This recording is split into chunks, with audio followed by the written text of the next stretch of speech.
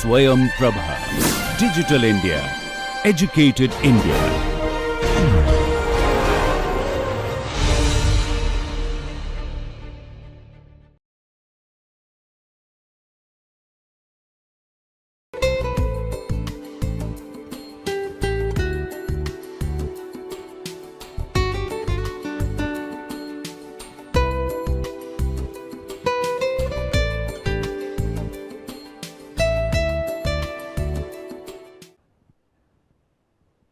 Welcome to the course titled Strategic Communication for Sustainable Development. My name is Aradhana Malik. I am an assistant professor with Vinod Gupta School of Management at the Indian Institute of Technology in Kharagpur, West Bengal, India, and I am going to be helping you with this course. So, in the very first session, we will talk about some basic concepts. Let's talk about what sustainability means, what development means, what communication is, and how all of these things come together. Okay, what is sustainability?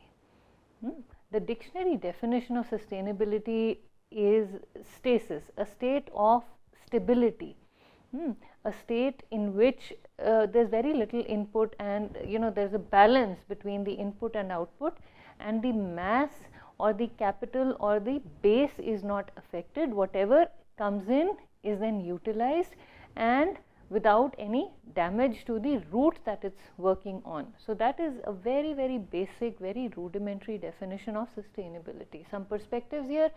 Sustainability implies, especially in the social development context, sustainability implies that society must use no more of a resource than can be generated.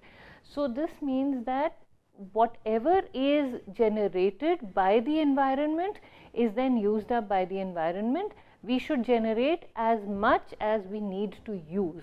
That is the definition of sustainability. Now, you would realize as we go along that the discourse, the discussions regarding sustainability have taken place primarily on the environment issue. So, all these discussions started with issues related to the environment and then moved on to profitability, and eventually everybody realized that all of this is going on for the betterment of humanity, betterment of human beings. So, everything is happening so that our lives as individuals, as human beings can become better.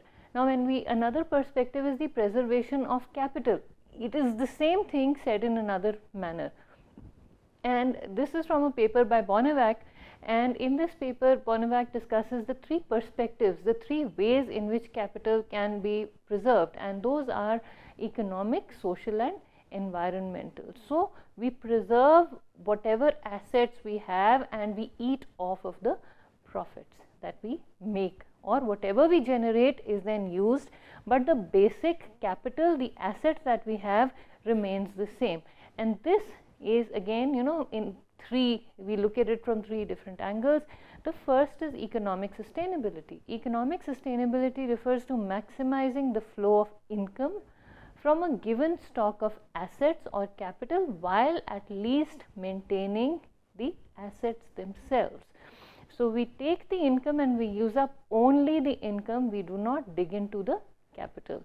From the environmental perspective, sustainability requires that conditions necessary for equal access to the earth's resource base be met for each generation. So, every generation leaves the next generation with at least as much resource as they got when they received these resources. So, in very, very simple, very basic terms, if your family leaves you a field that produces a certain amount of wheat, you leave your children with the same, and you have say maybe 50 trees planted in that orchard where you are doing farming and you're planting fruit trees also. So, you have at least 50 trees in that orchard and you are able to cultivate whatever your ancestors were cultivating at the very least.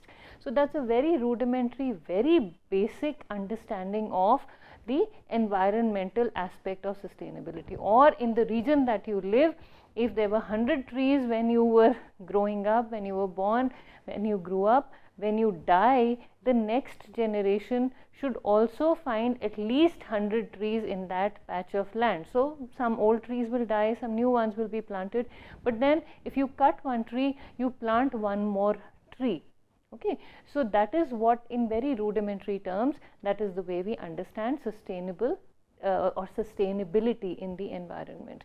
The idea is that every generation leaves a lesser burden than they inherited, increasing the quantity and quality of ecological, human and man-made resources. Now you will say this is, but here the balance is disturbed.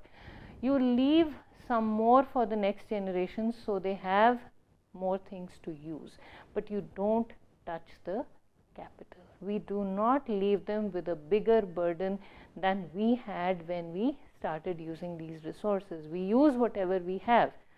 Okay, so that is without really harming whatever was there to begin with.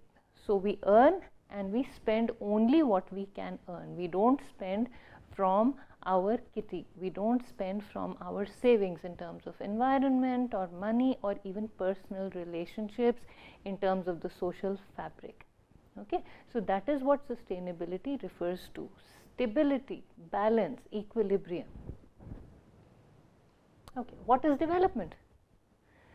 Development in very basic terms refers to the betterment of human life, moving on, doing something, changing the state of something. So you will say sustainability is maintaining it and development is moving on. How do we do that? And then we talk about sustainable development.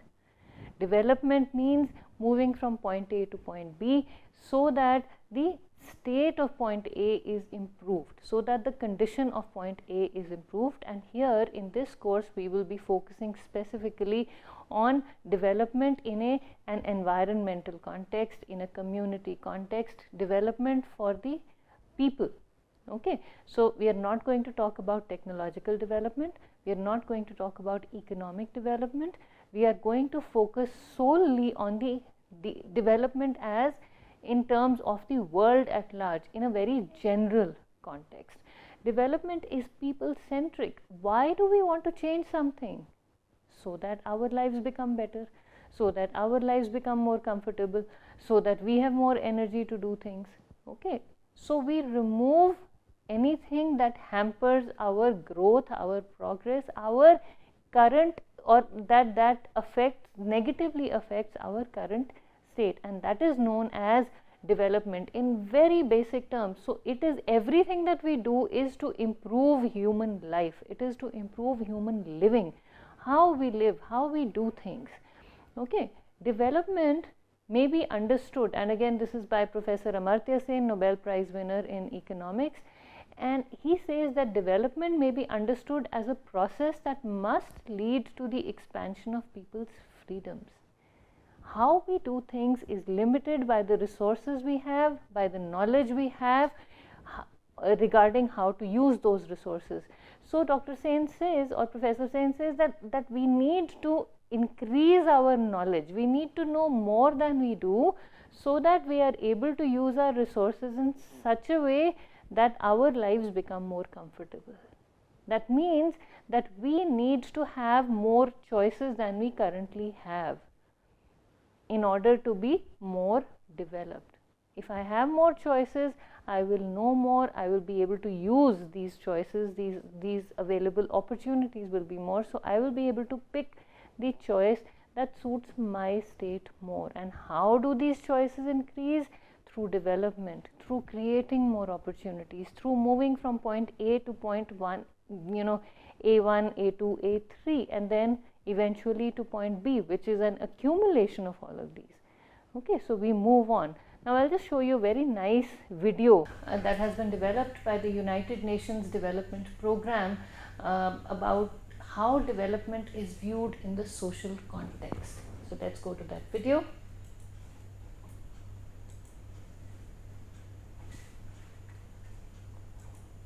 And this video has been very aptly named as Choices.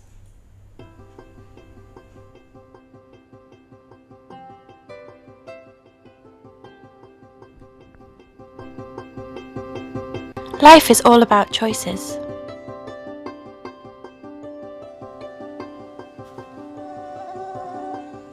Choosing to keep your family healthy.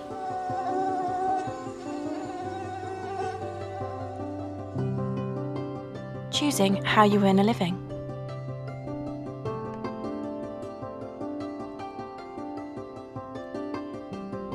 How you spend your money.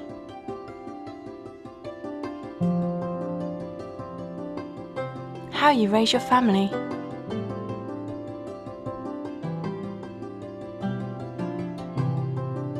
And how you plan for the future.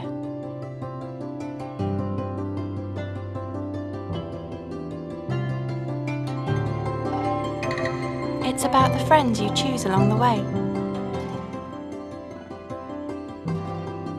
And what kind of society you build together.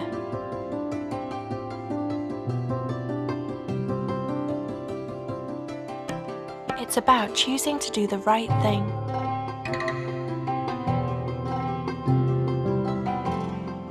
For your neighbours,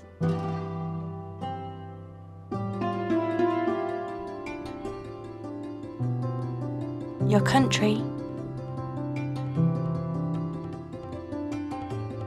and generations to come.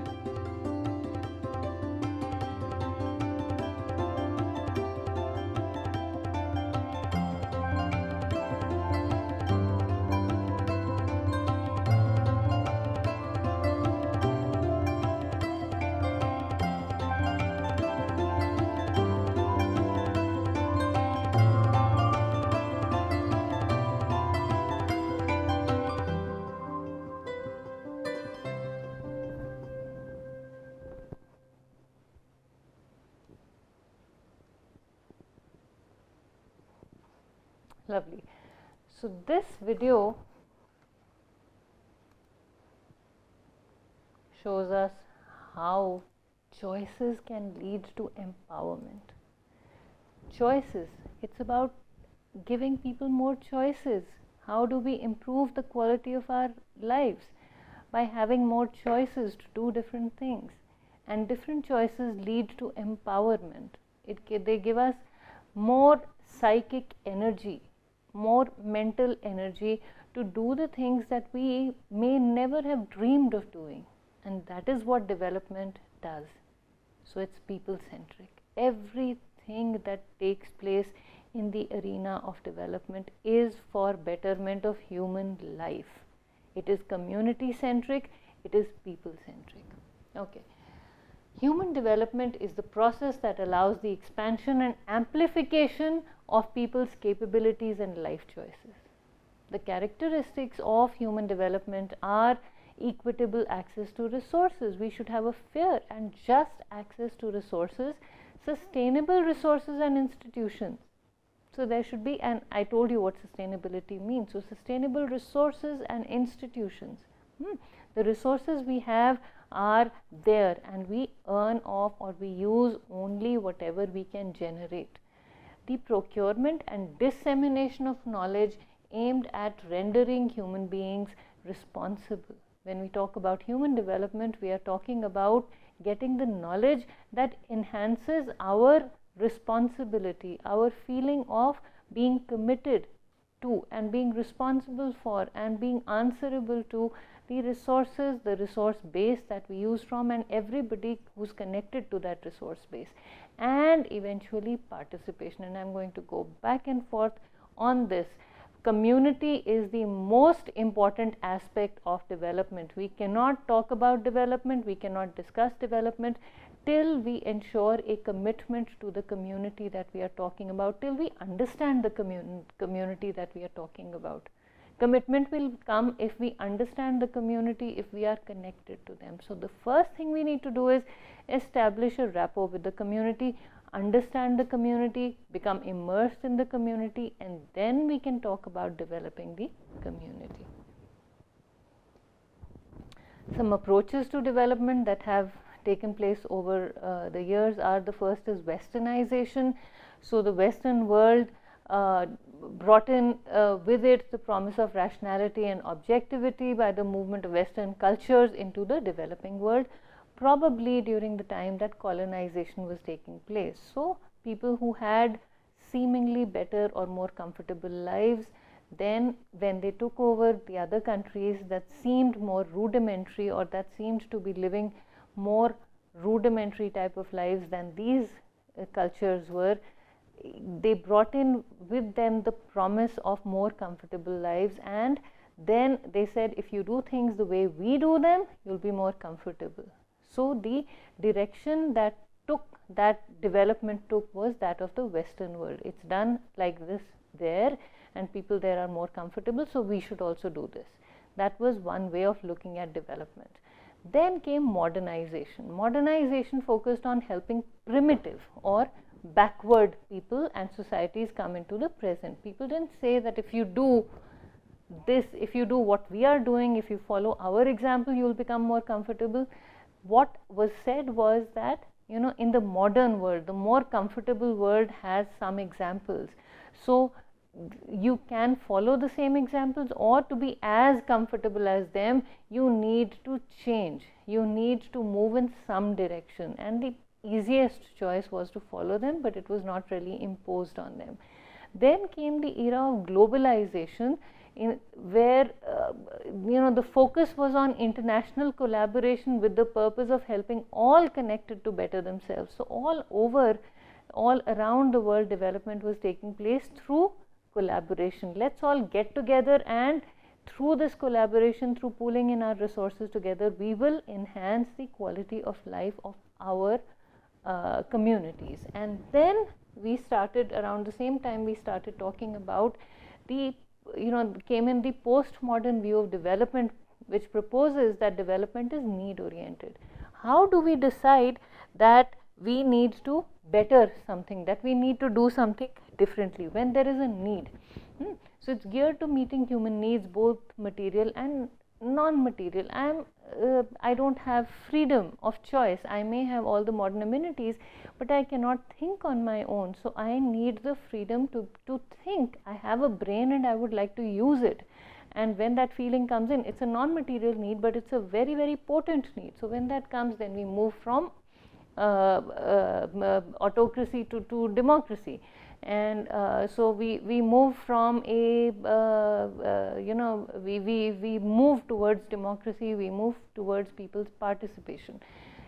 Endogenous, stemming from, we say postmodern view of development proposes that development is endogenous. It stems from the heart of each society, which defines its sovereignty, values and vision for the future. And again, back to community. Community decides what development means for it. The community decides how development is perceived, which direction development will take. Nobody else can impose development on a community. The community, the need has to be generated within the community, and within the framework, the cultural, social fabric of the community, things then move forward. Self-reliant. So this view proposes that development is self-reliant. People themselves become empowered, they change, they rely on their own strengths and resources in terms of the members in the community and in terms of the members' energies and the natural and cultural environment. And within that environment, then people start moving towards bettering their own lives. So it's very, very community centric. It has to be ecologically sound, which means the environment, the stability, the equilibrium in the environment needs to be maintained. So the resources of the biosphere need to be used in a rational manner, in full awareness of the potential of the local ecosystems, as well as the global limits imposed on the present and future generations. So we need to understand what our local biosphere can give us, and within itself and in relation to the global environment that it fits into. So it has to be ecologically sound and balanced. And this view also proposes that development is based on structural transformations in social relations, in economic activities, in the spatial distribution of activities, and in the power structure. So development inherently talks about movement. It talks about a change. It talks about enhancement of the current state towards the betterment of human life, but it is, and that movement takes place that change takes place in the resource base we have, that change takes place in the way we do things, in the cultural structure, in the power structure, in how the activities are structured around each other. So all of that is part of development. Again, going back to this whole dilemma, you'll say stability, sustainability is stability and development is movement. So how do the two come together? What is sustainable development? And then the confusion starts. Sustainable development is continuing environmental and economic development towards the betterment of human life. When we talk about sustainability, we are not talking about a stable, non-moving, stationary kind of state. We are talking about a state where the pace of development is more or less constant, or it takes place in such a way that whatever we have is not taken from us. So the movement is part of sustainability. Everything, sustainability cannot just go on forever. You know, that's again another point of confusion, and we'll talk about that in one of the future lectures. But when we talk about sustainable development, the discussion started with environment and then moved on to profitability, and then we realized through these discussions that everything we were talking about was being discussed, was being talked about with the purpose of bettering human life. So that is what sustainable development is. Okay, it is development that meets the needs of the present without compromising the ability of future generations to meet their own needs. It is a societal process of exploration, learning and transformation. Learning is a part of sustainable development. We learn to do new things, we learn to move in new directions, but with the sole purpose of transforming ourselves, our communities into something that will be more comfortable for us, that will help us in the long run. So it's a process of exploration, societal process. I don't do it individually. The community, the group of people does it together. People who are connected to each other do it together. They do it in tandem with each other. So we learn together, we explore, we find out what there is for us, what kinds of resources we have, what can we learn, what do we need to learn, how can we utilize the resources. Then we learn whatever it is that we need to learn, and then we transform our current state into something that makes our lives better. The processes are changed, the way the resources are utilized is changed, and so on. In order for development to continue indefinitely, nothing can continue indefinitely, but more or less indefinitely, it should balance the interests of different groups of people within the same generation and among generations, and do so simultaneously in three major interrelated areas: economic, social and environmental. For development to take place, the people need to be kept in mind, the environment needs to be kept in mind, and the economic aspect needs to be kept in mind, and all three needs to be working in tandem with each other. So that is what sustainable development is. And the three basic principles of sustainable development that have been proposed time and again by scholars in sustainable development are: environmental integrity principle, which ensures that human activities do not erode the earth's land, air and water resources. So whatever we do does not eat into what our dear Mother Earth has given us. The social equity principle, which ensures that all members of the society have equal access to resources and opportunities. So we make sure that every other human being who we are connected to is as comfortable or more comfortable than us, and everybody around us, within the community, outside the community, has an equal access to resources and opportunities. The economic prosperity principle, which promotes a reasonable quality of life through the productive capacity of organizations and individuals in society. So whatever we produce is giving us some sort of profit, and these are the three principles of sustainable development. The 4 C's of sustainable development, as proposed by the Heliopolis University for Sustainable Development in 2013, are: engaging in context. Again, back to community. We need to understand the community that we are coming from. We need to be sensitive to the community. We need to be connected to the community. We need to engage with the community. We need to communicate with the community and find out what they want.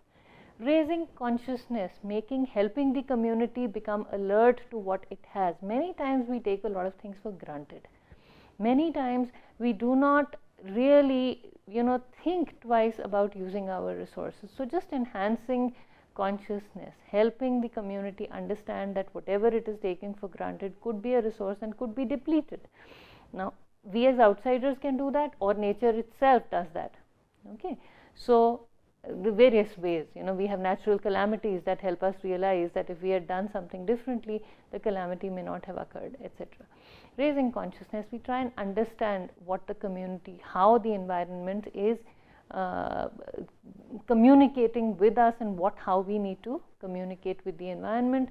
Assimilating content. So when we talk about sustainable development efforts, we also need to get into the context and get the information from the context. And then after we have understood all these things, we have raised the consciousness, we have interacted with the context, we then make a contribution, and that's when we start going back and giving back to the community.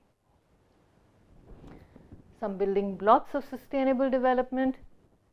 A large amount of literature talks about the 3 pillars of sustainable development, which is people, planet and profit. The society, the environment and the economy.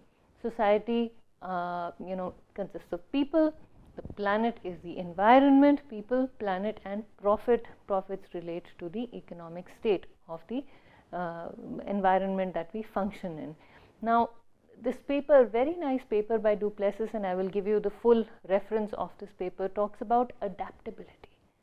Adaptability between these 3 pillars, continual adjustment between these 3 perspectives of sustainable development through the feedback loops. And how does that take place? In and through communication, which is the purpose of offering this course. Okay, so there's continual adjustment. We constantly try to balance where our focus should be. Should it be on the society at this point? Should it be on the environment at this point? Should it be on the economy? How do we create a balance between these 3 pillars of sustainable development? And that takes place through listening to what the environment is telling us, and then then communicating with the environment. So these feedback loops then help us form or create a balance between these things. So that is where we will stop for this lecture, and we will take it up from here in the next lecture. Thank you very much for listening.